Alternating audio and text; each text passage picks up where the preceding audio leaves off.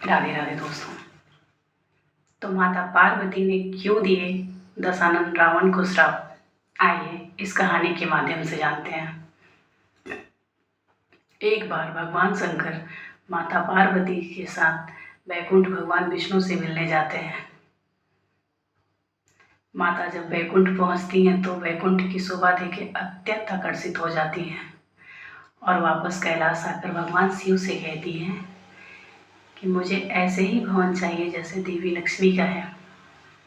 इसमें महादेव कहते हैं कि जो चीज़ हमारे भाग्य में नहीं, भला हम उसे कैसे प्राप्त कर सकते हैं।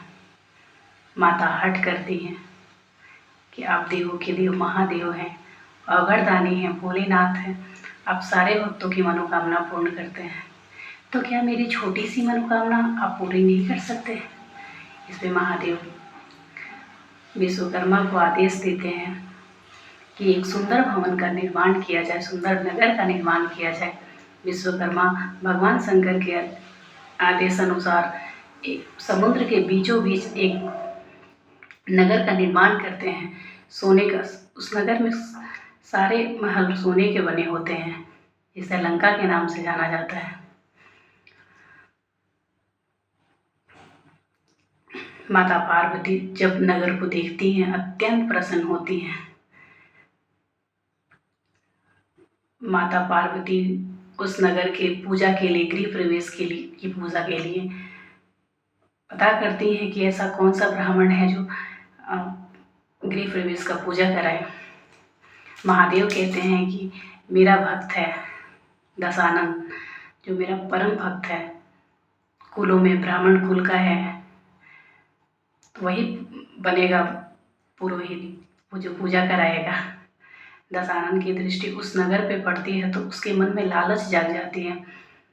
कहते हैं ना दोस्तों कि लालच से प्राप्त किया हुआ कोई भी चीज़, चाहे वो कुछ भी हो, वो ज़्यादा देर तक हमारे पास टिक नहीं पाती।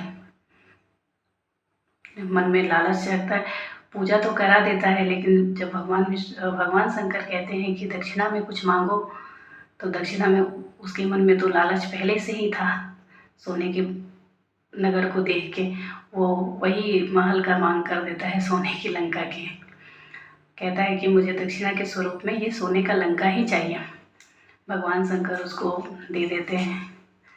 माता अत्यंत क्रोधित हो जाती हैं और कहती हैं कि जिस लालचवश तुमने ये सोने की लंका की मांग की है, वो लंका एक दिन आग में जलकर भस्म हो जाएगी।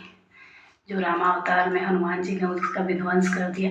तो कहते हैं ना दोस्तों कि लालच से कोई भी चीज़ प्राप्त कीजिए, कुछ भी, चाहे वो कुछ भी हो, उसका नाश निश्चित है। और भाग्य से ज़्यादा किसी को कभी कुछ नहीं मिलता। तो हमें कर्म तो करना चाहिए, लेकिन फल भगवान के हाथ में छोड़ना चाहिए। इसी के साथ राधे राधे।